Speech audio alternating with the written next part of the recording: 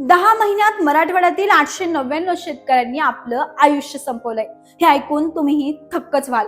छत्रपती संभाजीनगरच्या विभागाच्या अधिकृत आकडेवारीनुसार जानेवारी ते ऑक्टोबर 2025 दरम्यान मराठवाड्यात 899 शेतकऱ्यांनी आत्महत्या केली आहे। त्यात 537 शेतकरी हे फक्त मे ते ऑक्टोबर पर्यंतचा जो काही काळ होता, म्हणजे अर्थात पावसाळी आणि अतिवृष्टी वेळेत गेलेत, जेव्हा अतिवृष्टीने पिकांचं मोठं नुकसान झालं होतं। यावेळी सर्वाधिक म्हणजे 200 घटना एकट्या बीड मध्ये घडल्या होत्या।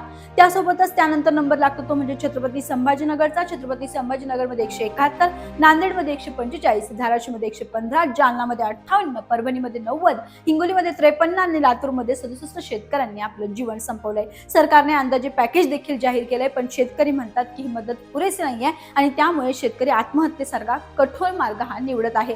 हे आकडे फक्त आकडे नाहीयेत, हा प्रत्येकाला धक्का करणारा आकडा आहे। या बाबतीत तुम्हाला काय वाटतं? सरकारने काय विचार करायला हवा? कमेंट करून नक्की कळवा। हा कामाचा व्हिडिओ जास्तीत जास्त शेअर करायला विसरू नका।